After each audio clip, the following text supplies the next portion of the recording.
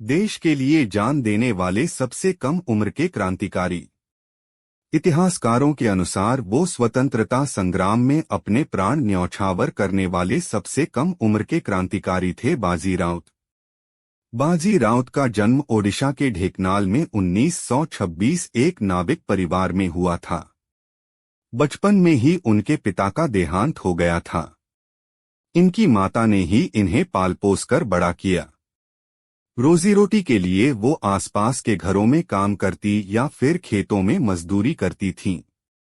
वैष्णव चरण पटनायक, लोकप्रिय नाम वीर वैष्णव, ने एक प्रजामंडल नाम का एक दल बना रखा था। अपने इस दल के जरिए वो आजादी और बगावत की लहर को दूर दूर तक फैलाते थे। इस दल में बच्चों को भी शामिल किया गया था। बच्चों की इस टुकड़ी को वानर सेना कहा जाता था। बाजी राउत भी इसका हिस्सा थे। वीर वैष्णव क्रांतिकारी होने के साथ ही रेलवे में बतौर पेंटर काम भी करते थे। वो पूरे प्रदेश में सफर कर आजादी के लिए लोगों को आगे आने के लिए प्रेरित करते थे। अंग्रेजों को कहीं से पता चला कि वीर वैष्णव भुवन गांव में छिपे हुए हैं।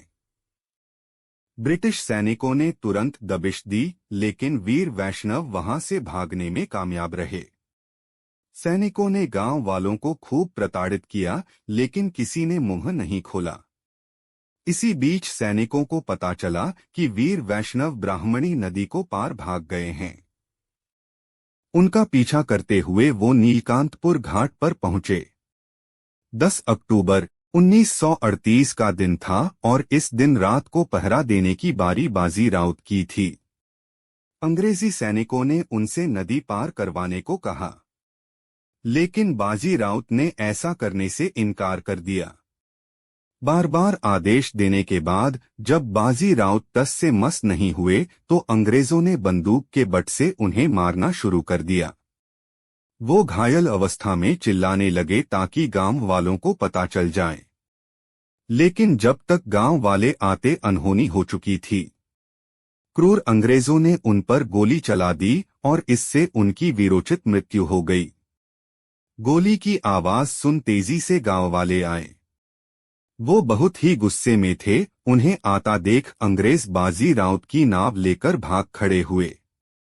वीर वैष्णव उनके शव को ट्रेन से कटक ले गए और उनकी शवयात्रा बड़े ही धूमधाम से निकाली। छोटी सी उम्र में देश के लिए जान देने वाले इस वीर बालक की शवयात्रा सैकड़ों लोग शामिल हुए थे। इस वीर बालक को हमारा शत शत नमन।